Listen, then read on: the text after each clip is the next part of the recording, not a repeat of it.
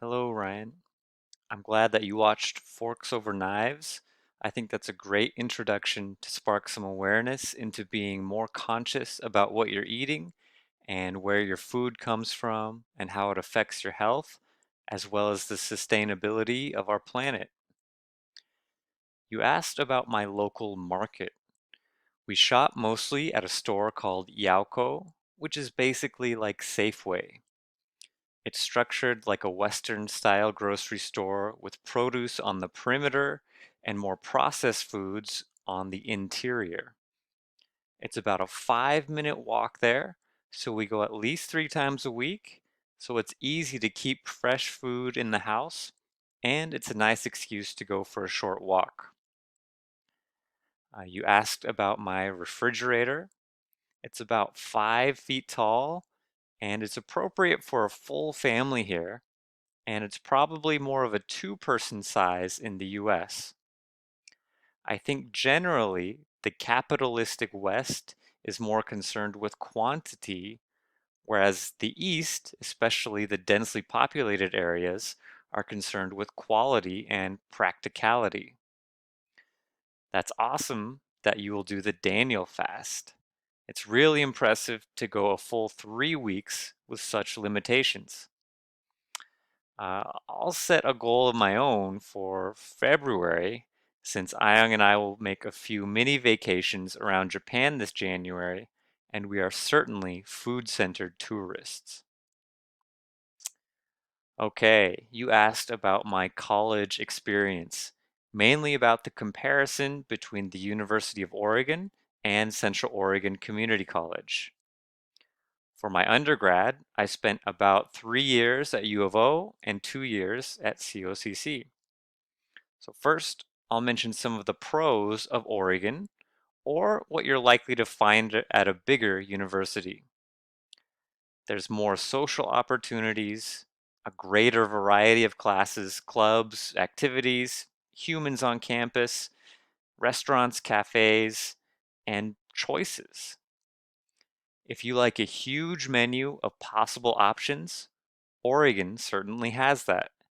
You can always go to a sports game, find a party, something to do, some place to hang out.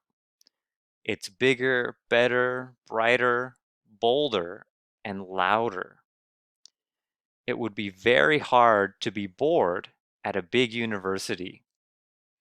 Oregon has over 20,000 students and a beautiful campus, a modern rec center, intramural activities, and it's vibrant with school spirit.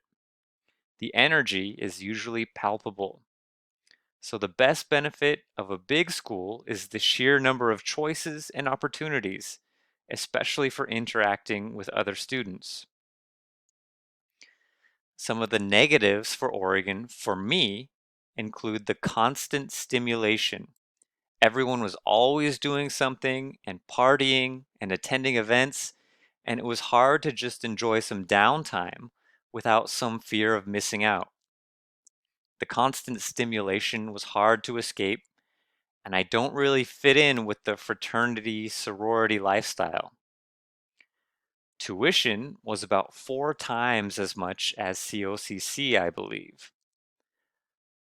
Plus, I came home fairly often, so that was a 5-hour round trip, and gas money and paying for campus resources in my dorm when I was gone frequently. Also, most of the classes for the first 2 years are large, ranging from 50 to 200 students in one class. So I didn't connect with many teachers or classmates. It's really easy to get lost and stay invisible and anonymous within the vast sea of people. Next, the pros of COCC, or why you might consider a community college or a JC. As I alluded to before, you shouldn't overlook the cost of tuition and books and living. That really adds up unless you're from a very wealthy family, then maybe it doesn't matter so much. The class sizes were nice. I took many 100-level classes that were 50 people maximum and usually about 20 students. Most classes I was comfortable and it was possible to speak with my teacher.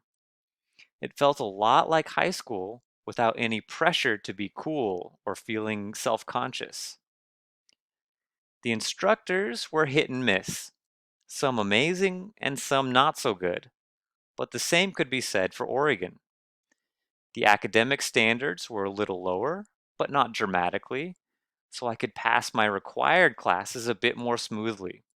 So I took classes that I struggled with, like science, math, and Spanish at COCC, and that helped a lot, I think. I was able to decide on my major at my pace instead of paying thousands of dollars more while switching from major to major. I'm sure there are plenty of extracurricular clubs and activities at COCC, but probably not to the degree of a university. Also, I had a part-time job, so I was able to live with mom and dad and not pay rent, and I paid for my own tuition and books, which gave me a sense of self-reliance and accomplishment instead of having my parents pay for the majority of my university education. The downside of a community college is having fewer choices and fewer opportunities. You can't meet the same number of people, and there's not a sense of school pride. For me, that's honestly about it. I enjoyed living with mom and dad, saving money, not having the pressure to go to parties and events. I'm not an extrovert, and too much going on gives me a lot of anxiety. Community college was a great transition between high school and university. Now, if I hated my parents, or if I needed complete independence, or if I knew exactly what I wanted to do for my career, university would have been the clear choice. But I got along well with mom and dad. I didn't mind still being fairly dependent and able to focus on my studies without the pressure to make a ton of money or avoid debt. And I definitely didn't know what I wanted to do after graduation, so I liked being able to go through college at a slower pace and figure things out gradually. In retrospect, it was not wise of me to spend at least 4 times as much money, and by me, I mean mom and dad, in order to be miserable and not be close to choosing my eventual major.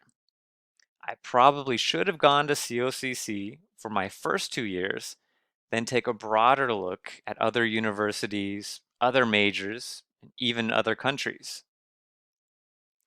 My advice for Lex is to evaluate which school to attend, about 40% objectively and 60% subjectively. Objective things include cost, location, and reviews from students. The subjective things include what suits your specific needs and preferences, like what you want to study, if you're an introvert or extrovert. Do you have short-term or long-term goals, or no goals at all? The best thing to do is to take a long, honest look at who you are and what you want to do. If you really don't have a clue, don't waste your money at an expensive school because you can figure out your identity and your passions from just about anywhere. If you do know who you are and what you want to do, absolutely, do your very best to make it happen, even if it costs more. Ayang and I will be happy to talk with you and Lex sometime soon to talk about factors to consider and prioritizing her purposes. All right, my question for you. If you could go back to 18-year-old Ryan and you could choose any major, what major would you choose to study and why? Would you stick with history or choose something more interesting or more lucrative? In this hypothetical situation, you would still be married with your kids, so assuming that would be the same, what would your major be? And the second part is for modern day Ryan. If you had, say, $1 billion and money wasn't an issue and you could buy your prereqs and you had to continue learning at a high level, what would you study now? Which university or academic institution would you study at? Why? All right. I look forward to your answer. Talk with you soon.